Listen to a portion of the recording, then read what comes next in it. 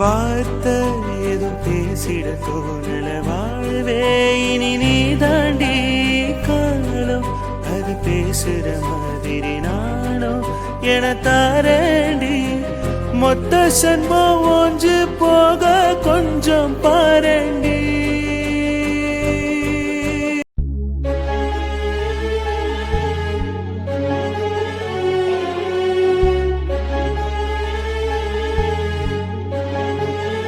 ஏண்டா நீ என்ன சின்ன குழந்தையாடா? ஏன் அத்தை இப்போ அவனை டிஸ்டர்ப் பண்ணுறீங்க? அவனே ஏதோ ஒரு மாதிரியாக இருக்குன்னு வந்து படுத்துருக்கான். கல்யாண வயசாகிடுச்சு, கல்யாணத்துக்கு பொண்ணு பார்த்துட்டு இருக்கோம். தெரியுதா உனக்கு? இன்னும் உன் குழந்தைனா மடியில் படுக்க வச்சு குழந்தைன்னு நினச்சிட்டு இருக்கல. அத்தை நீங்கள் சொல்லி தான் அவன் என் குழந்தைனாருன்றதே எனக்கு தெரியுது. அப்படி என் மைண்டில் ஒரு நாள் கூட வந்தது கிடையாது. என்னோட பிள்ளையா நினச்சி தான் இது வரைக்கும் அவனை பார்த்துட்ருக்கேன். நாளைக்கு எனக்கே ஒரு குழந்தை பிறந்தாலும் சரி, அவனுக்கு கல்யாணம் ஆகி ஒரு குழந்தை பிறந்தாலும் சரி, என் மூத்த பிள்ளை கிருஷ்ணா தான். அப்படி சொல்லுங்க அண்ணி. எப்போ பார்த்தாலும் இந்த அம்மாவுக்கு நம்ம ரிமைண்ட் பண்ண வேண்டியதாக இருக்குன்னு. டேய், காலையில் தரகர் வந்தார், பொண்ணு ஃபோட்டோலாம் கொடுத்துருக்காரு. நாங்கள் பார்த்தோம், ஓ ரூம்லேயே வச்சோம். பார்த்தியா? யார் ரூமில் பொண்ணு ஃபோட்டோ வச்சிங்களா? நான் எதுவும் பார்க்கலையே. பார்த்தாலும் பார்க்கல தானடா பதில் சொல்லுவேன். நீ என்னதான் முடிவில் இருக்க? நான் எந்த முடிவுலையும் இல்லைம்மா. இப்போ உனக்கு என்ன பிரச்சனை? கல்யாணம் பண்ணிக்க இப்போ வச்சு உனக்கு விருப்பமா விருப்பம் இல்லையா? உங்கள் இஷ்டமா? எங்க இஷ்டம்னா விருப்பம்னு சொல்றியா விருப்பம் இல்லைன்னு சொல்றியா? டேய் கிருஷ்ணா, அத்தை கேட்குறாங்கல்ல, ஒழுங்கா ஆன்சர் பண்ணு. உனக்கு கல்யாணம் பண்ணலான்னு வீட்டில் முடிவு எடுத்துட்டோம். இதுக்கப்புறம் நீ ஓடவும் முடியாது, ஒளியவும் முடியாது. ஸோ அதனால கல்யாணம் பண்ணிக்கிறதுக்கு உனக்கு சம்மதம் இல்லையா? அதை சொல்லு. உன்னை பிள்ளையா நினச்சிக்கிட்டு இருக்கேன்னு உங்கள் அண்ணி தான் சொன்னால. இப்போ அவள் தான் கேள்வி கேட்குறா, கல்யாணம் பண்ணிக்கிறதுக்கு உனக்கு விருப்பமா விருப்பம் இல்லையான்னு. முதல்ல அவளை பார்த்து ஆன்சர் சொல்லு. டேய், இப்போ எதுக்கு சைலண்ட்டாக இருக்கா? இப்போ என்ன உங்களுக்குலாம் கல்யாணம் பண்ணுறதுக்கு எனக்கு விருப்பமா விருப்பம் இல்லையான்னு கேட்குறீங்க? அப்படி தானே? எனக்கு விருப்பம் தான். நீங்கள் உங்களுக்கு பிடிச்ச பொண்ணை பாருங்கள், நான் கல்யாணம் பண்ணிக்கிறேன். எங்களுக்கு பிடிச்ச பொண்ணுனா உனக்கு பிடிச்ச பொண்ணா இருக்க தேவையில்லையா? இந்த வீட்டுக்கு வந்து வாழறதுக்கு பொண்ணு தேடல, உன் கூட வாழறதுக்கு பொண்ணு தேடிக்கிட்டு இருக்கோம். உன் விருப்பமும் இதுல முக்கியம்டா. உன்னோட விருப்பு வெறுப்புக்கு மரியாதை கொடுத்துதான் பொண்ணு தேட முடியும். நீ மட்டுக்கும் கல்யாணம் பண்ணிக்கிறேன், பொண்ணு பாருங்க, உங்க இஷ்டத்துக்கு பாருங்கன்னு சொன்னா நாங்க மட்டும் கூப்பிட்டு வந்து நிறுத்தினா அந்த பொண்ணை கல்யாணம் பண்ணிக்கிறதுக்கு நீ ரெடியா? கல்யாணம் பண்ணிப்பான் கிருஷ்ணா, அப்படிதானடா? அண்ணி பார்க்குற பொண்ணை கல்யாணம் பண்ணிப்ப. நீங்க பாருங்க அண்ணி, நீங்க எந்த பொண்ணை பார்த்தாலும் எனக்கு ஓகே தான். ஏன்டா நீ ஏதாவது மனசுல போட்டு குழப்பிட்டு இருக்கியா? உனக்கு யாரையாவது பிடிச்சிருக்கா? சொல்லுடா. அப்படிலாம் எதுவும் இல்லைம்மா. என் மனசுல அப்படிலாம் எந்த பொண்ணும் கிடையாது. இருந்தா நான் தான் சொல்லியிருப்பேனே. ஏன் கிருஷ்ணா, உண்மையாவே உன் மனசுல எந்த பொண்ணும் கிடையாதா? அப்புறம் நாளைக்கு நான் பொண்ணு பார்த்ததுக்கு அப்புறம் அண்ணி இந்த பொண்ணு வேணாம், நான் மனசுல வேற பொண்ணு நினைச்சிட்டு இருக்கேன் அப்படின்லாம் சொல்லக்கூடாது அண்ணிக்கிட்ட வந்து. சொல்ல மாட்டேன், 100% சொல்ல மாட்டேன். நீங்கள் எந்த பொண்ணை காமிச்சு கல்யாணம் பண்ணிக்கோன்னு சொல்கிறீங்களோ அந்த பொண்ணை கல்யாணம் பண்ணிக்கிறதுக்கு நான் ரெடி தான். அப்ப என் கிருஷ்ணா மனசுல யாரும் இல்லை, அப்படிதானே? இல்லை அண்ணி, யாரும் இல்லை. டேய், நாங்க உள்ளூர்லயே பொண்ணு பார்க்கலான்னு இருக்கோம், என்ன சொல்றேன்? உள்ளூரில் பொண்ணை பாருங்கள் இல்லை வெளியூரில் பொண்ணை பாருங்கள், அதை பற்றி நான் தப்பு சொல்லலை. எங்கள் அப்பாவோட விருப்பமும் இதில் முக்கியம். எங்கள் அப்பாவுக்கு ஒத்து வரும் அப்படின்னா பாருங்கள், எங்கள் அப்பாவுக்கு பிடிக்கல அப்படின்னா அந்த பொண்ணு வேணாம். ஏன் கிருஷ்ணா, அப்ப உள்ளூர்ல நாங்க எந்த பொண்ணை சொல்ல வரேன்னு உனக்கு தெரியுதா ஏதாவது? அப்படிலாம் எனக்கு யாரையும் தெரியல அண்ணி. நான் பொதுவாக சொன்னேன், உங்கள் எல்லார் விருப்பத்துக்கும் நான் மரியாதை கொடுக்குறேன். அதே மாதிரி அப்பா விருப்பத்துக்கும் நீங்கள் எல்லாரும் மரியாதை கொடுங்க அப்படின்னு தான் நான் சொல்ல வரேன். அப்பாவுக்கு விருப்பம் இருந்தால் மட்டும் சம்மந்தம் பேசுங்க, யாராக இருந்தாலும் சரி. உங்க அப்பா விருப்பத்துக்கு பொண்ணு பார்க்கணும்னா நம்ம நல்ல பொண்ணெல்லாம் பார்க்க முடியாது. நான் இப்போவும் சொல்கிறேன், அப்பா விருப்பத்துக்கு தான் பொண்ணு பார்க்கணும். உங்கள் எல்லாரோட விருப்பத்துக்கும் நான் கட்டுப்படுறேன். எனக்கு இருக்கிறது ஒரே ஒரு விருப்பம் தான். எங்கள் அப்பா ஒத்துக்கிட்டா மட்டும்தான் எந்த பொண்ணையாக இருந்தாலும் நான் கல்யாணம் பண்ணிப்பேன். எங்கள் அப்பாவுக்கு விருப்பம் இல்லை அப்படின்னா நீங்கள் நினச்சி கூட பார்க்காதீங்க எந்த சம்மந்தத்தை பற்றியும். என்ன ரோஷினி இவன் சொல்றான்? நீயும் சிரிச்சுக்கிட்டே இருக்கா? ஏன் இப்போ நான் சோகமா இருக்கணும்னு நினைக்கிறீங்களா? அப்படி இல்லடி பைத்தியக்காரியா நீ. அவன் ஏதோ பேசுறான், நீ சிரிச்சிட்டு இருக்க. அதான் கிருஷ்ணா தெளிவா சொல்றானே, அவங்க அப்பா விருப்பத்துக்கு பொண்ணு பாருங்கன்னு. அதனால அவங்க அப்பா விருப்பத்துக்கே பொண்ணு பார்த்துருவோம், அதுல எதுவும் பிரச்சனை வராது. டேய், அப்ப உங்க அப்பா சம்மதிச்சா எந்த பொண்ணா இருந்தாலும் உனக்கு ஓகே, அப்படிதானே? என்கிட்ட எதுவும் கேட்காதீங்க, நான் சொல்லிட்டேன். நீங்கள் கேட்ட எல்லா கேள்விக்கும் ஆன்சர் திரும்ப திரும்ப என்கிட்டேருந்து நீங்கள் என்ன பதிலை எதிர்பார்க்குறீங்கன்னு தெரியல. அப்படி ஏதாவது எதிர்பார்க்குற மாதிரியாக இருந்தால் அதுக்கு பதில் சொல்கிற சூழ்நிலையில் நான் இல்லை, எனக்கு விருப்பமும் இல்லை. நான் போகிறேன். டேய், நாங்கள் எதுவும் உன்னை கேட்கலடா, நீ கம்முன்னு இப்படியே படுத்து தூங்கு. என்ன ரோஷினி இவன் இப்படி பதில் சொல்கிறான்? நீயும் கம்முனே இருக்கேன். டேய், நாங்கள் யார் பொண்ணுன்னு சொல்கிறோம், கேட்டுட்டு சொல்லுடா பதில. இந்த ஊர் பொண்ணுன்னு சொன்னோன்னே நீ மாட்டுக்கு படபடன்னு பேசிக்கிட்டு இருக்க. உங்கள் அப்பா விருப்பம் அப்படி இப்படின்னு. பொண்ணு ஃபஸ்ட்டு யாருன்னு கேள்றான், உனக்கே பிடிக்கும். அதை பற்றிலாம் அவனுக்கு கவலை கிடையாது, அதை தெரிஞ்சுக்கணும்னு அவனுக்கு ஆசையும் கிடையாது, அப்படிதானடா? ஆமாம் அண்ணி. சரி அண்ணி, எனக்கு ஒரு மாதிரியாக இருக்கு, நான் போய் தூங்குறேன், நீங்கள் பேசிக்கிட்டு இருங்க. சரி, நீ போய் ரெஸ்ட் எடுடா, ஒன்றும் பிரச்சனை இல்லை, போய் தூங்குன்னு. என்ன ரோஷினி அவன் இப்படி சொல்கிறான், நீயும் கேட்டுட்டு இருக்க? நீங்க என்ன சொல்ல வரீங்கன்னு எனக்கு புரியுது. நம்மளுக்கு அந்த பொண்ணை கல்யாணம் பண்ணி வைக்கணும்னு ஆசை. கிருஷ்ணாவுக்கு அந்த ஆசை இருக்கான்னு தெரிஞ்சுக்கணும்னு நினைக்கிறீங்க. அப்படி அவனுக்கு ஆசை இருந்தா அவன் வாயாலே மாமா கிட்ட சொன்னா அந்த ஆசைக்கு அவர் ஒத்துப்பாருன்னு நீங்க நினைக்கிறீங்க. என்னத்த கரெக்டா சொன்னா? ஆமா, நீ சொல்ற மாதிரி தான் நான் நினைச்சேன். இதுல என்ன தப்பு இருக்கு? அவன் வாயால அந்த பொண்ணை பிடிச்சிருக்கு அப்படின்னு சொல்லிட்டா அவர் ஒத்துப்பாரு தானே. அவனோட எல்லா ஆசையும் நிறைவேற்றிடுவாரு. அப்படி இருக்கும்போது இந்த ஆசையை நிறைவேற்ற மாட்டாரா? நீங்க நினைக்கிறது தப்பத்த. கிருஷ்ணாவா வாயை திறந்தெல்லாம் அப்படி சொல்ல மாட்டான். ஆனா அவனுக்கு விருப்பம் இருக்கிற மாதிரி தானே என் தம்பி உங்க அப்பன் சொன்னா. அந்த பொண்ணு ஏதோ ஒரு வாட்டி ஃபோன் பண்ணிச்சு, இவன் பேசுனத பார்த்தேன், அந்த பொண்ணுகிட்ட பேசினப்ப இவன் சந்தோஷமா இருந்தான் அப்படின்லாம் சொன்னானே. என்கிட்டயும் அப்பா சொன்னாரத்த. அதுக்கப்புறம் இவன் ஃப்ரெண்டு பிரகாஷ் கிட்டயும் நான் விசாரிச்சன்றதை தாண்டி பிரகாஷ் கிட்ட நம்ம கிருஷ்ணா பேசுனத கூட கேட்டேன். அவன் பேசுனதை வச்சு பார்த்தா எனக்கு தெரிஞ்சு வைஷ்ணவி அவனுக்கு பிடிச்சிருக்கு. பிடிச்சிருக்கா? அப்புறம் ஏன் இப்போ நம்ம கேட்டதுக்கு பதில் சொல்ல மாட்டான்? எல்லாரும் ஒரே மாதிரியே வளர மாட்டாங்க. நீங்க நல்லது கெட்டது தெரிஞ்சு இது கரெக்ட் இது தப்பு அப்படின்னு நீங்க டிசிஷன் எடுக்கிற அளவுக்கு இருக்கீங்க. அவனுக்கு மெச்சூரிட்டி இல்லைன்னு சொல்றியா? அவனுக்கு உங்களை தாண்டி மெச்சூரிட்டி இருக்கு. அதே அளவு அவங்க அப்பா மேல கண்மூடித்தனமான பாசமும் இருக்கு. எனக்கு மாமா மேல பாசம் இருக்கு, மரியாதை இருக்கு. ஆனா ஒரு சில விஷயம் நல்லது கெட்டதுன்னு என்னால புரிஞ்சுக்க முடியும். அவனால புரிஞ்சுக்க முடிஞ்சாலும் அவன் மாமாவை தாண்டி எதையுமே யோசிக்க மாட்டான். அதை ஃபர்ஸ்ட் நீங்க 2 பேரும் புரிஞ்சுக்கோங்க. இப்போ என்னதான் சொல்யூஷன் சொல்றேன்? நம்ம போய் பொண்ணு வீட்டில் பேசலாம், அவங்கள கன்வின்ஸ் பண்ணி ஒத்துக்க கூட வைக்கலாம். அந்த ஃபேமிலியிலுமே ஒரு கொஷின் இருக்கும் நம்ம மாமாவை பற்றி. அவர் வீட்டில் பொண்ணு கொடுக்கலாமா அப்படின்னு அவங்களுமே யோசிப்பாங்க. இதுக்கெல்லாம் ஒரே சொல்யூஷன், மாமா வாயை திறந்து இந்த கல்யாணத்தில் சம்மதம் சொன்னாதான் உண்டு. மாமா போய் வைஷ்ணவி வீட்லேயும் பேசணும். மாமா எனக்கு சம்மதம் கிருஷ்ணா கிட்டேயே சொல்லணும். அப்படி நடந்தால் மட்டும்தான் கிருஷ்ணா வாயிலேருந்து நம்ம வார்த்தையை வாங்க முடியும். அதுதான் நடக்காதே ரோஷினி. உங்கள் மாமா பிடிச்ச முயலுக்கு தான் 3 கால் நிற்பாரு. உனக்கு தெரியாததா? அப்படி இருக்கும்போது அவர் ஒத்துப்பாருன்னு நினைக்கிறியா? அத்தை, நான் இப்படி சொல்கிறேன்னு நீங்கள் தப்பாக நினைக்காதீங்க. என்னடி நீயே இப்படி பேசுறியன்னு என்ன கேட்காதீங்க. நீங்கள் சொல்கிறத மாமா கேட்க மாட்டார், நான் சொல்கிறத மாமா கேட்க மாட்டார், யார் சொல்கிறதையுமே மாமா கேட்க மாட்டார். கிருஷ்ணாவோட விருப்பம் சொன்னால் மாமா கேட்கறதுக்கு சான்சஸ் இருக்குது. ஆனால் கிருஷ்ணாவும் இந்த விஷயத்தில் சொல்ல மாட்டான். ஆனால் இந்நேரம் மாமா கிட்ட ஒருத்தவங்க ஓத ஆரம்பிச்சிருப்பாங்க. உங்க அம்மா தானே? ஏண்டா அவள் தான் ஏதோ சொல்ல வரா அப்படின்னா அவளுக்கு நல்லது கெட்டது சொல்லி கொடுக்காம உங்கள் அம்மா தானேன்னு கேட்குறேன். மா, நீங்க என்ன வேணாலும் நினைச்சுக்கோங்க. அப்பா நல்லவர் தான். அவருக்கு எல்லாத்தையும் தப்பு தப்பா கைட் பண்றது ஃபுல்லா இந்த அத்தை தான். அவ சொல்றபடி யோசிச்சா இந்நேரம் அத்தை அந்த குடும்பத்தை பழி வாங்குறதுக்கு தான் சான்ஸ். அந்த பொண்ணை கட்டிட்டு வந்து நம்ம குடும்பப்படுத்துவோம் அப்படின்னு உன் வீட்டுக்காருக்கு ஐடியா கொடுக்க ஆரம்பிச்சிருக்கோம். டேய், அப்ப குடும்பப்படுத்தலாம் தான் கல்யாணம் பண்ணிட்டு வருவாங்கன்றியா? அப்படி சொல்லலமா. அவரோட தங்கச்சி அப்படிதான் அவருக்கு கைட் பண்ணுவாங்க. அதை கேட்டுட்டு வந்து நீ வேணும்னா பாரு, நாளைக்கு காலையில அந்த பொண்ணை கல்யாணம் பண்ணி வைக்க சம்மதம் அப்படின்னு அப்பா சொல்லுவாரு. ஏன்னா அந்த குடும்பத்தை பழி வாங்குறதுக்கு இதை விட பெஸ்ட் சான்ஸ் இருக்காதுன்னு அவர் தங்கச்சி நல்லா ஸ்ட்ராங்காவே பேசுவாங்க. அதனால மாமாவே நாளைக்கு காலையில வந்து வைஷ்ணவிய கிருஷ்ணாவுக்கு கல்யாணம் பண்ணி வைக்க சம்மதம் சொல்லுவாரத்த. வெயிட் பண்ணுங்க. மாமா சொன்னதுக்கு அப்புறம் இவனை நம்ம சம்மதிக்க வச்சுக்கலாம். யார் ரோஷினி, அப்படி அவர் சம்மதிச்சாலும் அந்த பொண்ணை கூப்பிட்டு வந்து இங்க நிம்மதியா வாழ வைக்க முடியுமா? அத்தை, அந்த குடும்பம் மாமாவுக்கு என்ன பண்ணாங்கன்றதை நான் ஆராய்ச்சி பண்ண விரும்பல. அது நல்லதுல முடிஞ்சதோ கெட்டதுல முடிஞ்சதோ, ஸோ பாஸ்ட் லைஃப் அதை விட்டுருங்க. இப்போ நம்ம யோசிப்போம். கிருஷ்ணாவுக்கு அந்த பொண்ணை கல்யாணம் பண்ணி வச்சா கிருஷ்ணா சந்தோஷமா இருப்பான். அந்த பொண்ணு நம்ம வீட்டுக்கு வந்தா நம்ம வீடு நல்லா இருக்கும். நம்ம வீடு நல்லா இருக்குன்றதெல்லாம் கரெக்டு தான். ஆனால் நீ சொல்கிறபடியும் அவன் சொல்கிறபடியும் பார்த்தா அந்த பொண்ணை நம்ம கல்யாணம் பண்ணிட்டு வந்தோன்னா உங்கள் அம்மாவும் என் புருஷனும் சேர்ந்து அந்த பிள்ளைய ஏதாவது கொடுமை பண்ணிடுவாங்களோ? நம்மளாம் எதுக்கத்தான் இருக்கோம்? நம்மளாம் விட்டுருவோமா என்ன? ரோஷினி, ஆனால் இப்போ நீங்கள் 2 பேரும் பேசுறதை கேட்டு எனக்கு என்னதான் நீங்கள் சமாதானம் சொன்னாலும் மனசு கேட்கல ரோஷினி. நம்ம வேணும்னா இந்த சம்மந்தத்தை விட்டுடலாமா? அத்தை, நான் கேள்விப்பட்டிருக்கேன் வைஷ்ணவியை பற்றி. வைஷ்ணவி ரொம்ப போல்டான பொண்ணு. அவள் தான் நம்ம வீட்டுக்கு மருமகளாக வரணும். அவள் வந்தால் தான் கரெக்டாக இருக்கும். மாமா கேரக்டருக்கும் சரி, எங்கள் அம்மா கேரக்டருக்கும் சரி. அவள் வந்து கண்டிப்பாக ஒரு லெசன் கற்றுக் கொடுப்பா. நீங்க பயப்படாதீங்கம்மா. அத்தை மட்டும்தான் பிரச்சனை.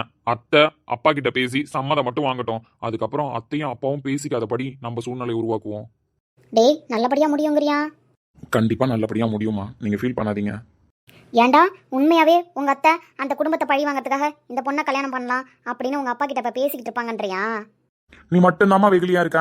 உன் புருஷனும் கிரிமினல் தான், உன் நாத்தனாரும் கிரிமினல் தான். என்ன, உன் புருஷனை பத்தின டீட்டெயில் என் கண் பார்வைக்கு இன்னும் வரல.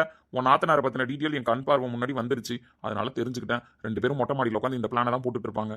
நீ தாம்மா இத்தனை வருஷமா வெகுலியாவே இருக்க. அத்தை, நீங்கள் சொல்கிறதெல்லாம் கேட்டால் எனக்கு மயக்கமே வரும் போல் இருக்கு. நான் போய் முதல்ல பிபி மாத்திரையை போடுறேன். ஏமா, இன்னொரு வாட்டி நல்லா யோசிச்சுக்க. அந்த பொண்ணை கூப்பிட்டு வந்து நம்ம கஷ்டப்படுத்திட போகிறோம். நல்ல பொண்ணுமா, நல்ல குடும்பம். தெரிஞ்சோ தெரியாமலோ பண்ண ஒரு தப்புக்கு அந்த பொண்ணு வந்து இங்கே கஷ்டப்படக்கூடாது. நான் கூட யோசிக்காமல் பேசிட்டோன்னு திரும்ப திரும்ப நினச்சிக்கிட்டு இருக்கேன். சரி வரும்ல ரோஷினி? சாரி வரும் அத்தை. நீங்கள் போய் பிபி மாத்திரையை போடுங்க, நான் பார்த்துக்கிறேன். ஏதோ சொல்கிறீங்க, நல்லது நடந்தால் சரி. ஏமாம்மா, எங்கள் அம்மா தான் கிரிமினல்னு நினச்சேன். நீங்கள் சொல்கிறத பார்த்தா அப்பாவை பற்றின நியூஸும் அப்பப்போ காதுக்கு வருது ரோஷினி. நம்ம என்ன இன்னும் சின்ன பிள்ளையா நம்பாமல் இருக்கிறதுக்கு? ஒரு சில விஷயம் என் காது பட கேட்கும் போதும் பார்க்கும்போதும் அப்பா மேலே எனக்கு கஷ்டமாக தான் இருக்குது. ஆனால் இதெல்லாம் எப்படி கேட்கறதுன்னு தான் எனக்கு தெரியல. எந்த விஷயத்தை பற்றி சொல்கிறீங்க? எனக்கு புரியல. நார்மலாக தான் சொல்கிறேன். உங்ககிட்ட சொல்கிற சுச்சுவேஷன் வரும்போது கண்டிப்பாக சொல்கிறேன். ம்.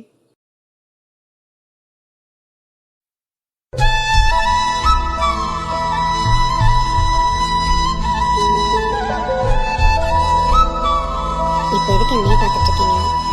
ஏன் நான் பார்க்கக்கூடாதா? பார்த்து என்ன பண்ண போறீங்க? இன்னைக்கு ஏன் தலை சீவலாம், பூ வைக்கலாம்? தூங்க போகிறதுக்கு எதுக்கு அவ்வளோ மேக்கப் மாமா? நீங்கள் தானே சொல்லுவீங்க. அதனால தான் உங்கள் கண் பார்வைக்கு டிஸ்டர்பாக எதுவும் பட வேணான்னு சொல்லிட்டு நான் எதுவும் பண்ணல. சீரியஸாக எனக்கு பேச தெரியலடி, அதனால தான் அப்படிலாம் பேசி வைக்கிறேன். நான் இன்னைக்கு நார்மலாக பேசும்போது நீயும் நார்மலாக தானே பதில் சொன்னேன். ஆனால் இன்னைக்கு அது தப்பாக தெரியல உனக்கு. அன்னைக்கே அது தப்பாக தான் மாமா தெரிஞ்சிச்சு. நான் தான் ரியாக்ட் பண்ணல. அதுக்கப்புறம் புரிஞ்சுது நம்ம அமைதியாக தான் இருக்கணும், தேவையில்லாமல் நம்ம எதை நினச்சி ஃபீல் பண்ணக்கூடாது, எதையும் மண்டையில் போட்டு குழப்பிக்க கூடாதுன்னு. அதனால் விட்டுட்டேன். நீ என் பொண்டாட்டின்றதை யாராலையும் மாற்ற முடியாது. நீ ஏன் நினைச்சாலும் மாற்ற முடியாது, தெரியும்ல? முடியாது தான், இப்போ முடியாது தான். கிருஷ்ணா மேரேஜ் முடிகிற வரைக்கும் முடியாது தான். ஏன்னா நான் எந்த ஒரு ஸ்டெப் எடுத்து வச்சாலும் அவனோட லைஃப் தான் பாதிக்கும். அதனால் இப்போதைக்கு நானும் எந்த முடிவுலையும் இல்லை. அப்போ கிருஷ்ணாவுக்காக தான் இப்போ அமைதியாக இருக்க, எந்த ஸ்டெப் எடுக்காம, அப்படிதானே? ஆமாம்.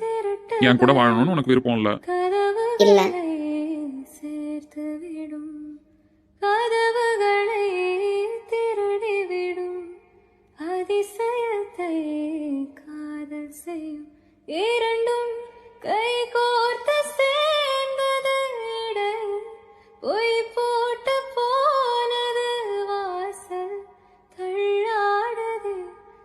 என் கிருஷ்ணா லைஃப் பணைய வச்சு இப்படி ஒரு கல்யாணம் தேவையா? அண்ணன், நான் ஒன்றும் கிருஷ்ணா லைஃப்பை பணைய வைக்க சொல்லலை. அவன் பையன் 1000 கல்யாணம் பண்ணலாம், உலகம் ஒன்றுமே சொல்லாது. ஆனால் அந்த குடும்பத்தை பழிவாங்க இதை விட பெஸ்ட் சான்ஸ் கிடைக்காது. அதை மட்டும் ஞாபகம் வச்சுக்கோ. ஏன்னா உன் பொண்ணு அமிச்ச அந்த குடும்பத்தை பழி வாங்கறதுக்கு அடுத்த கல்யாணம் பொண்ணுக்கே பண்ணிடலாம் அப்படின்னு யோசிச்ச. ஆனால் அவள் தான் உன்னை ஏமாத்திட்டா. நீ பெத்த புள்ள, அவன் உன்னை ஏமாற்ற மாட்டானே. உன் சந்தோஷம் தான் அவன் சந்தோஷம். அப்படி இருக்கும்போது நீ சொல்கிற எல்லாத்தையும் அவன் கேட்பான். நம்ம பொண்ணு அனுப்புனப்ப கூட வழி நம்மளுக்கு வர சான்சஸ் இருந்தது. இப்போ அவங்க பொண்ணை நம்ம வீட்டுக்கு அனுப்புறாங்க, அவங்க புடி நம்ம கையில. கடைசியா அந்த பயலுங்க வந்து என்ன பேச்சு பேசிட்டு போனானுங்க. மறந்துட்டியா என்ன? அவனுங்களெல்லாம் பழிவாங்க ஒரே ஆயுதம் இவ மட்டும்தான்.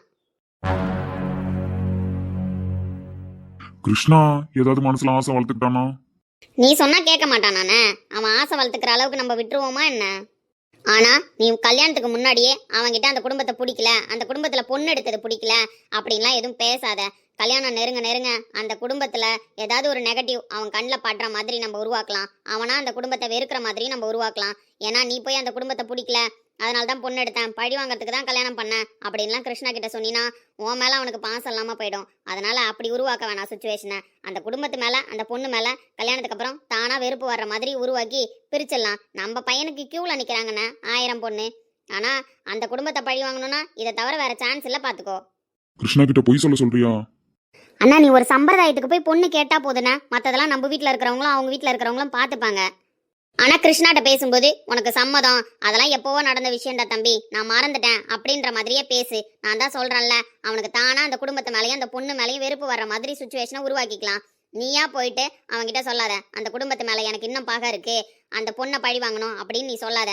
நான் பார்த்துக்கிறேன். நீ நாளைக்கு சம்மதம் மட்டும் சொல்லு. அந்த வீட்டில் பேசி முடிவெடுத்ததுக்கப்புறம் கிருஷ்ணா மூலயமா அந்த பொண்ணை எப்படி விரட்டி அடிக்கிறதுன்னு நான் பார்த்துக்கிறேன். சரி வருமா? சரி வருண்ணே, நீ எதுவும் நினைச்சிட்டு இருக்காத, நான் பாத்துக்கிறேன்.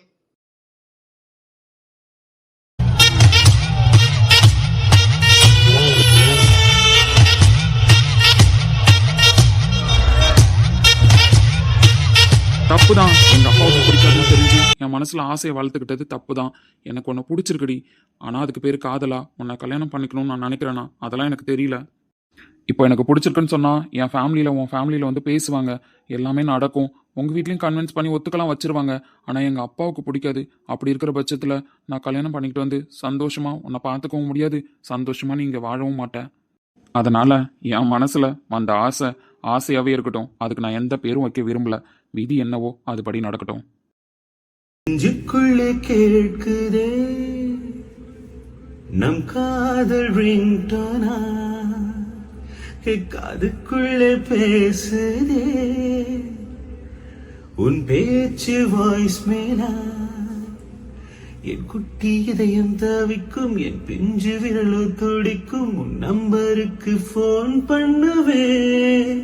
ஃபோன் பண்ண subscriber cannot be reached at the moment. சிவப்பான ஆண்கள் இங்கே சில கோடி உண்டு, கருப்பான என்னை கண்டு கண் வைத்ததென்ன, கடல் வண்ணம் வானின் வண்ணம் கருவண்ணம் தானே, கடல் வானம் காணும் போது உனை. மாம்சே, என்னாச்சு உனக்கு? காலையில் 5 மணிக்கெலாம் ஃபோன் பண்ணி கிளம்பி வயலுக்கு வாடின்னு சொன்னேன். நான் ஒரு விவசாயி, எனக்கு தெரிஞ்ச மெத்தட்ல தானே என் பொண்டாட்டிக்கு நான் ப்ரப்போஸ் பண்ண முடியும். ஓஹோ, இப்போ ப்ரப்போசலுக்கு வர சொன்னீங்களா சாரு? ஏய், ஒழுங்கா வாய மூடிடு. லவ் மூட்ல வந்திருக்கேன்னா. சரி சரி, நீங்கள் சொல்லுங்கள். ஆனால் எனக்கு ஒரு டவுட்டு மாம்சே, அவன் லவ் சொல்லணும்னா மிட் நைட்டை தானே சூஸ் பண்ணுவான். நீ என்ன காலையில் 5 மணியை சூஸ் பண்ணியிருக்கேன்? திரும்பவும் சொல்றேன், நான் ஒரு விவசாயி. என்னோட கனவு, லட்சியம் எல்லாமே இந்த வயல் தான். விவசாயம் பண்ணணுன்றது தான் என்னோட ஆம்பிஷன். அதுதான் ஊருக்கே தெரியுமே. விவசாயம் என்ன மிட் நைட்லயா பண்ணுவாங்க? காலையில சூரிய உதயத்தப்ப தானே பண்ணுவாங்க. சொல்லப்போனா சூரியனையே நாங்க தான் வந்து எழுப்பி விடணும். அந்த அளவுக்கு சுறுசுறுப்பா இருக்கணும். அதனால எனக்கு பிடிச்ச டைம் மார்னிங் 5 மணி தான். அதனாலதான் என் பொண்டாட்டிக்கு ப்ரப்போஸ் பண்ற டைமும் அந்த டைமா இருக்கணும்னு சூஸ் பண்ணியிருக்கேன். பொண்டாட்டி ரேஞ்சுக்கு போயாச்சா? கடல் வானம் காணும் போது உனை கண்டேன் நானே, மண்ணோடு சேராமல் நடக்கின். மாம்சே, அப்படி பார்க்காதண்ணா. ஏன் பார்க்கக்கூடாது? இதுக்கப்புறம் இப்படி தான் பார்ப்பேன். அக்ஷயா, நான் திரும்பவும் கேட்குறேன், தப்பாக எடுத்துக்காதண்ணா. எனக்கு விவசாயம் தான் பிடிக்கும்.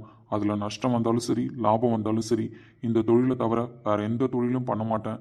படிச்சிருக்கியடா, வேற வேலைக்கு போகலாம்ல, வேற ஏதாவது சம்பாதிக்கலாம்ல அப்படின்னு உனக்கு ஒரு எக்ஸ்பெக்டேஷன் இருந்தா அதை இப்போவே சொல்லிடு. அப்படிலாம் எனக்கு எந்த எக்ஸ்பெக்டேஷனும் இல்லை மாம்சே. உனக்கு பிடிச்ச தொழிலை தானே நீ பண்ண முடியும். அதை பண்ணாதான் நான் எப்படி சொல்ல முடியும்? உனக்கு விருப்பம் இருக்கிற தொழிலை பண்ணாதான் நீ இன்ட்ரெஸ்டடாக பண்ணுவேன். விருப்பமே இல்லாத ஒன்றா அடுத்தவங்களுக்காக பண்ணும்போது அது எப்படி மாமா ஃபுல்ஃபில்லாக முடியும்? என்னதான் அப்பா தாத்தா எல்லாரும் பரம்பரையா சொத்துன்னு சேர்த்து வச்சிருந்தாலும் நான் பண்ற தொழிலில் வர்ற லாப நஷ்டத்தை வச்சு தான் நான் குடும்பம் நடத்திட்டு இருக்கேன். என் தங்கச்சிக்கும் நான் விவசாயம் பண்ண ஸ்டார்ட் பண்ணதுக்கு அப்புறம் வந்த லாபத்துல தான் நகை போட்டேன், கல்யாணம் பண்ணணும்னு நினைச்சேன். எல்லாமே தெரியும் மாம்சே. என் குடும்பத்தை பத்தி நல்லா தெரிஞ்சு வச்சிருக்க, என்னை பத்தி நல்லா தெரிஞ்சு வச்சிருக்க. உனக்கு எவ்வளோ ஆசை, எவ்வளோ கனவு இருந்திருக்கும். இந்த வயசுல நம்ம லவ் பண்ணணும், நம்ம மாமாவை நம்மளுக்கு பிடிச்சிருக்கு, யாரும் எந்த தடங்களும் சொல்ல போறதில்ல. அப்படிலாம் இருந்தும் நான் சொன்ன ஒத்த வார்த்தைக்காக இவ்வளோ நாள் எல்லா கனவையும் ஆசையும் உன் மனசுக்குள்ளே வச்சுட்டு எனக்காக வெயிட் பண்ணிட்டு இருந்திருக்க. மாமா, உன்னை இவ்வளோ நல்லா லவ் பண்ணியிருந்தா கூட நான் அவ்வளோ ஹாப்பியாக இருந்திருப்பேனான்னு தெரியாது. நீ எப்போ லவ் சொல்லுவ, எப்போ உன் கூட பேசுவோம், எப்போ உன்னை லவ் பண்ணுறோன்ற எக்ஸ்பெக்டேஷன்லேயே நான் வாழ்ந்துட்டேன் மாமா. அதுவே செம்ம ஃபீலாக தான் இருந்துச்சு. என்னோட எல்லா ஆசைக்கும் மதிப்பு கொடுத்துருக்க, என்னோட எல்லா உணர்வுக்கும் மரியாதை கொடுத்துருக்க. இப்படிப்பட்ட ஒரு பொண்ணு எனக்கு பொண்டாட்டியே கிடைக்கிறதுக்கு நான் தான் கொடுத்து வச்சிருக்கணும். என்னோட கனவுக்குள்ள தாக்ஷியா இது வரைக்கும் நான் வாழ்ந்துட்டு இருக்கேன். என்னோட கனவுன்னு நான் விவசாயத்தை சொல்றேன். அது ரிலேட்டடாக தான் உனக்கு ஃபர்ஸ்ட் கிஃப்ட் கொடுக்கணும்னே ஆசைப்பட்டேன். எல்லாரும் ஏதேதோ கொடுப்பாங்க, ஆனா எனக்கு என்னவோ இதை தான் உனக்கு கொடுக்கணும்னு தோணுச்சு. மாமா, ஆமா அக்ஷயா, நம்ம அரிசி சாப்பிட்றோம், அது ஈஸியாக கிடைச்சிருது தான். ஆனா அதுக்கு பின்னாடி எவ்வளோ கஷ்டம் இருக்குன்றது ஒரு விவசாயியை கேட்டால் தான் தெரியும். என்ன கேட்டா, இதுக்கு மேல விலை மதிக்க முடியாத ஒரு பொக்கிஷத்தை உனக்கு கொடுக்க முடியுமான்னு தெரியல. ஒரு விவசாயியா இப்படி ஒரு பொக்கேவை கொடுக்கணும்னு தான் நான் ஆசைப்பட்டேன். என் குடும்பத்துக்காகவும் எனக்காகவும் என் தங்கச்சிக்காகவும் என்னோட எல்லா ஆசைக்கும் எல்லா உணர்வுக்கும் மரியாதை கொடுத்து எனக்காக இவ்வளோ நாள் வெயிட் பண்ண என் பொண்டாட்டிக்கு இதை விட ஒரு நல்ல பரிசு கொடுக்க முடியுமான்னு எனக்கு தெரியல. ஐ லவ் யூ டி பொண்டாட்டி. இந்த மாதிரி யாருமே ப்ரப்போஸ் பண்ணியிருக்க மாட்டாங்க மாமா. நீ செய்கிற தொழிலை எவ்வளோ நேசிக்கிறன்றது உன் கிஃப்ட்லேருந்தே தெரியுது மாமா. நீ சொன்ன மாதிரி இதுக்கு மேலே விலை மதிக்க முடியாத பொருள்லாம் எதுவுமே இல்லை மாமா உலகத்தில். நான் சின்ன வயசுலேருந்து ஆசைப்பட்டது விவசாயி ஆகணுன்றது தான். அதுக்காக தான் படித்தேன், அதுக்காக தான் இப்போ விவசாயமும் பார்த்துட்ருக்கேன். என்னோட ஆசை, கனவு, லட்சியம், ஏன் என்னோட வாழ்க்கைனே சொல்லலாம், அதை தான் உன் கையில் இப்போ கொடுத்துருக்கேன். எனக்காக காத்திருந்த என்னவளுக்கு என்ன கொடுப்பேன் என்று நான் நினைத்த நொடியில் உன் கனவையே அவள் கையில் காதல் பரிசாக கொடு என்று என் நெல்மணிகள் என்னை பார்த்து உறக்க சொன்னது. உயிரற்ற எந்த பொருளை கொடுத்தாலும் உனக்கு ஈடாகாதடி என்னவளே. அடுத்த தலைமுறைக்கு உயிர் கொடுக்கும் என் நெல்மணிகளை உனக்கு கொடுத்தால் மட்டுமே அது உணர்வுபூர்வமாக இருக்கும். உயிரற்ற நெல்மணிகள் என்று சாதாரணமாக எண்ணிவிடாதே. அடுத்த தலைமுறையின் பசியை நீக்கப் போகும் உயிராதாரமே என் நெல்மணிகள் தான். என் நெல்மணிகளையும் என் காதலையும் ஏற்றுக்கொள்வாயா? எனக்கு உன்ன மாதிரி கவிதைலாம் சொல்ல தெரியாது மாமா. ஆனால் ஒரு கவிதை படிச்சிருக்கேன், அதை உன்கிட்ட சொல்லணும்னு மட்டும் தோணுது. உயிர் விதைப்பவன் கடவுள் என்றால் உயிர் வாழ விதை விதைப்பவன் கடவுளே. ஸோ விவசாயி கடவுள் தான் மாமா. அப்படிப்பட்ட விவசாயிக்கு பொண்டாட்டியாக போகிறத நான் சந்தோஷமாக ஏற்றுக்கிறேன் மாமா. என் மாமாவை நானும் லவ் பண்ணுறேன். என் மாமாவை எனக்கு பிடிச்சிருக்கு. என் மாமாவை மட்டும்தான் எனக்கு பிடிக்கும். So I I you you I love யூடா என் கருவப்பையிலே. மண்ணோடு சேராமல் நடக்கின்றனும் நானே, மருதாணி பூசாமல் சிவக்கின்றனும் நானே, சுட்டுவிழி கண்டாலே பாரா, சொக்குதடி மாம்சே, பூவை வச்சிட்டு தந்தாலே. உனக்கு பிடிக்கும்ல இந்த பூவு? எங்கள் வீட்டில் நான் கொடியே வச்சுருக்கேன். நைட்டு நானே என் கையால் பறித்து நானே என் கையால் கட்டி எடுத்துட்டு வந்தேன். உனக்கு பூ கட்ட தெரியுமா? கட்ட தெரியும். என் தங்கச்சிக்கு பூ பிடிக்கும்ல, அதனால அவளுக்காக நிறைய செடி வச்சுருக்கோம். அதில் பறித்து அவள் கட்டும்போது எனக்கும் கட்ட கற்றுக் கொடுத்துருக்கா. நானும் கட்டி பழகியிருக்கேன். ஃபஸ்ட்டு என் பொண்டாட்டிக்கு கொடுக்குற பூவை என் கையாலே கட்டணும்னு ஆசைப்பட்டேன். அதான் கட்டி எடுத்துட்டு வந்தேன். நல்லா இருக்கா? சூப்பரா இருக்கு மாமா. எனக்காக இவ்வளோ நாள் காத்துட்டு இருந்த என் பொண்டாட்டிக்கு இன்னொரு gift இருக்கு. என்னது? இதுதான்.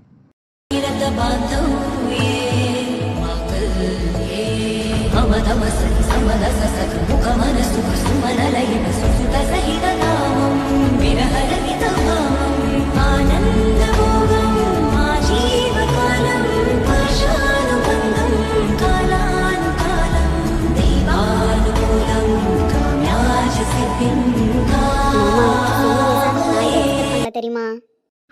இது இப்போ வாங்கினதில்ல. அன்பழகிக்கு கூரை புடவைலாம் எடுக்க போனோம்ல, அப்போவே வாங்கினது தான். கூரை புடவை, மெட்டி, தாலி எல்லாமே. அன்பழகிக்கு தாலி உங்கள் வீட்டில் எடுப்பேன்னு சொல்லிட்டாங்க. ஆனால் நாங்கள் எடுக்கிற முறை இருக்குமோன்னு நினச்சிக்கிட்டு நான் போனேன். ஆனால் அந்த தாலியை பார்த்தோன்னே எனக்கு ஓ ஞாபகம் வந்துச்சு. அதனால கையோட வாங்கிட்டு வந்துட்டேன். எங்கள் அப்பத்தாவுக்கு மட்டும் தெரியும் நான் வாங்கினது. அப்பத்தா கிட்ட மட்டும் சொல்லி ரகசியமாக வச்சுருந்தேன். இப்போ உன்னை பொண்ணு பார்க்க போகலாம் அந்த பேச்செல்லாம் எடுத்தாங்களா, அப்போதான் வீட்டில் இதெல்லாம் காமிக்கணும்னு நினச்சி வெளியே எடுத்தேன். அது வரைக்கும் அப்பத்தாவுக்கு மட்டும்தான் தெரியும் இதை நான் மறைச்சு வச்சிருக்கிறது. ஒரு பொண்ணுக்கு என்ன gift வேணாலும் கொடுக்கலாமாம்மா, எப்படி வேணாலும் ப்ரப்போஸ் பண்ணலாம். ஆனால் இப்படிலாம் ஒருத்தன் ப்ரப்போஸ் பண்ணவும் முடியாது. நீ தான் என் பொண்டாட்டின்னு உரிமையாக சொல்லவும் முடியாது. அந்த அளவுக்கு நீ எனக்கு இன்னைக்கு உணர்த்திட்ட மாமா உன் காதலை. ஆமாண்டி, சின்ன வயசுலேருந்து என் மனசுலயும் நீ தான் பொண்டாட்டின்னு பதிஞ்சிருச்சு. ஆனா அதை உன்கிட்ட சொல்லி உன் மனசுல தேவையில்லாத ஆசையை வளர்க்கக்கூடாது. தேவையில்லாம ஒரு கெட்ட பேர் உனக்கும் வந்துடக்கூடாது. உன்னை எந்த கலக்கமும் இல்லாம கல்யாணம் பண்ணிக்கணும். என் தங்கச்சியும் எந்த கெட்ட பேரும் இல்லாம கல்யாணம் பண்ணி கொடுக்கணும் அப்படின்னு தான் நான் ஆசைப்பட்டேன். உன்ன மாதிரி யாரும் இருக்க முடியாது மாமா. தங்கச்சிக்கு அம்மாவுக்கு சுற்றி இருக்கிற எல்லா உறவுக்கும் இவ்வளோ மரியாதை கொடுக்குற பொண்டாட்டியை நீ எவ்வளோ தாங்க போகிறேன்னு இப்போவே தெரிஞ்சிருச்சு. அப்போ பொண்டாட்டி ரெடியா? இப்போவே ரெடி தான். தாலியை கட்டிடுறியா? மெட்டி போட்டுடுறியா? வீட்டுக்கு அப்படியே போயிடலாம். ஏய், இவ்வளோ நாள் காத்திருப்புக்கு ஊரையே கூட்டு பந்தல் போட்டு திருவிழா மாதிரி கல்யாணம் பண்ணி என் பொண்டாட்டிய ராணி மாதிரி கையை பிடிச்சி வீட்டுக்கு கூட்டிட்டு போகணும். இப்படி யாருக்கும் தெரியாம தாலி கட்டலாம் அருளழகனுக்கு விருப்பம்ல. என் கருவ பையன்ட்ட பிடிச்சதே இந்த நேர்மை தான். அந்த நேர்மையிலையும் அடுத்தவங்களை சந்தோஷப்படுத்தி பார்ப்போமாம்மா. உன் நேர்மை எந்த விதத்துலையும் யாரையும் எப்பவும் கஷ்டப்படுத்துனதில்ல, என்னையும் கஷ்டப்படுத்துனதில்ல. சரி, இதெல்லாம் கொடுத்துட்டேன். ஓகேவா? உனக்கு மனசுக்கு பிடிச்ச மாதிரி ப்ரப்போஸ் பண்ணிட்டேனா? ப்ரப்போஸ்லாம் பண்ணிட்டேன். சூப்பராகவே இருந்துச்சு. இதை விட ஒரு பொண்ணுக்கு சந்தோஷம் வேற ஏதாவது வேணுமா என்ன? ஆனா அருளழகனுக்கு இன்னொரு gift அக்ஷயா கிட்ட இருந்து வேணுமே. நான் எதுவும் உனக்கு எடுத்துட்டு வரலையா மாமா? என்ன gift வேணும் சொல்லு, அப்புறமா எடுத்துட்டு வந்து தரேன். நீ எடுத்துட்டு தான் வந்திருக்க. நீ ஒன்னு சொன்னா நானே எடுத்துப்பேன். புரியல. அடியே டியூப் லைட்டு, இவ்வளோ நாள் நல்லா தானடி இருந்த, இப்ப என்ன உனக்கு? மாமா இப்போ புரிஞ்சிருச்சு. அதெல்லாம் இப்போ இல்லை. இவ்வளோ நாள் பொறுமையாக தானே இருந்த. கல்யாணம் வரைக்கும் பொறுமையாகவே இரு. ஏண்டி சும்மா இருக்கும் போதெல்லாம் ஒருத்தனை உசுப்பேத்தி இது வேணுமாமா அது வேணுமாமா இப்படி மாமா அப்படி மாமான்னுவ. இப்ப நீ எனக்கு உரிமையானவள ஆக போற. அதுக்கு அச்சாரமே போட போறோம். அதுக்கு அதுக்கெல்லாம் ஒன்றும் இல்லை. நீ சும்மா இருண்ணா. சும்மாலாம் இருக்க முடியாது. இதுக்கப்புறம் யாரு தடுத்தாலும் அருளழகனை கண்ட்ரோல் பண்ண முடியாது. அதனால இப்போ இப்போ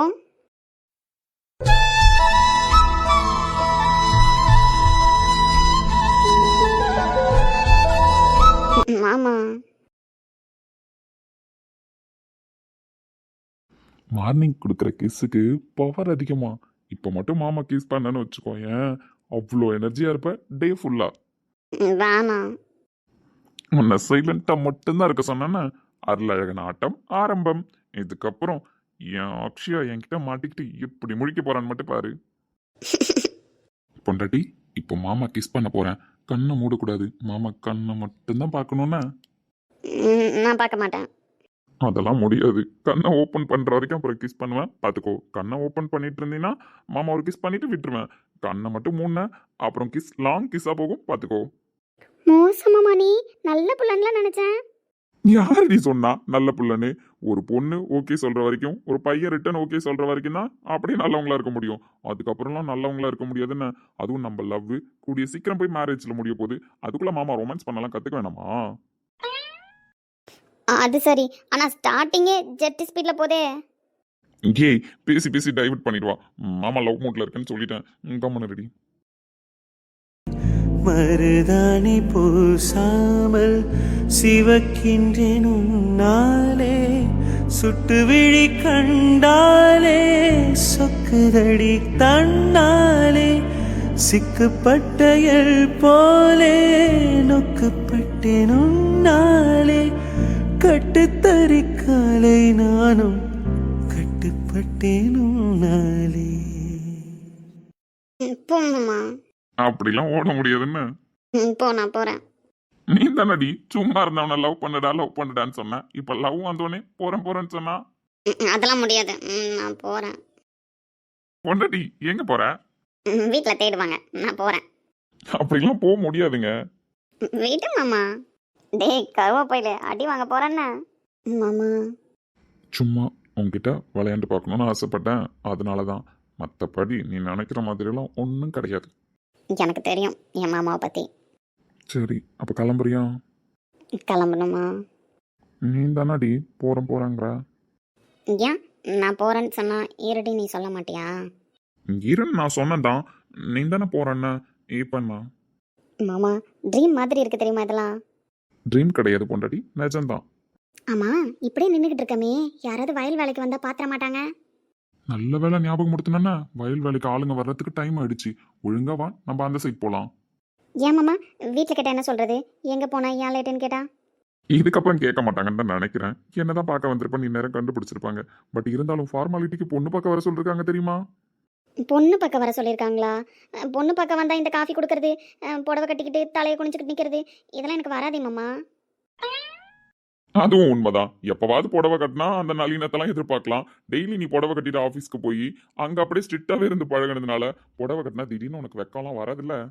ஆமா மாமா, டெய்லி புடவை கட்டி பழகிட்டேன்ல, அதனால அந்த நெளிவு சொல்லிவெல்லாம் நம்மளுக்கு வராது. வேகமா நடந்தே பழகிட்டேன், வீராப்பா பேசியே பழகிட்டேன். ஆனா கொஞ்ச நேரத்துக்கு முன்னாடி என் பொண்டாட்டி மூஞ்சில வெக்கத்தை பார்த்தனே. அதனால நீ வேணா சொல்லு, பொண்ணு பார்க்கறதுக்கு ஒரு 1/2 hourக்கு முன்னாடி ரெடியா கிளம்பிடுன்னு மாமா ஒரு ரூமுக்கு வந்து ஒரு கிஸ் பண்ணிட்டு வந்துடுறேன். அப்படியே என் பொண்டாட்டி மூஞ்சில செம்மையா வெக்கம் வந்துடும். அந்த வெக்கத்தோட வெளியில வந்து நின்றேன். ஃப்ராடு பயலே, கருவ பயலே, இதுக்கப்புறம் கண்ட்ரோல் பண்றது கஷ்டம் போலயே. சரி வா, பேசினா பேசிக்கிட்டே இருப்போம், நம்ம போலாம். தூக்கிட்டு போறியா? எப்படி இப்படியே தூக்கிட்டு போயிடுவா? என்ன மாமா, ஏதோ புல்லுக்கட்டு தூக்குற மாதிரி தூக்கிட்டு இருக்கேன். நான் அப்படி தாண்டி தூக்குவேன். ஆனா இப்படி தூக்குறதுல தான் ஒரு தனி கிக்கே இருக்கு தெரியுமா? மாமாவை எப்படி இருக்கமா கட்டி பிடிச்சிருக்கேன்னு மட்டும் பாரு. மாமா எங்க பிடிச்சிருக்கேன்னு மட்டும் பாரு. போடா.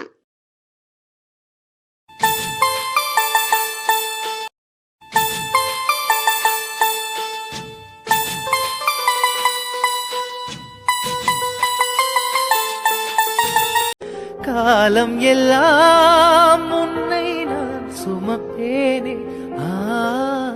ஓ, தூக்கங்கெட்டு கெட்டு துடிக்கும் முல்லை முட்டு, தேக்கு மர தேகம் தொட்டு தேடி வந்து தாளம் தட்டு, என் கண்ணில் நீதானம்மா.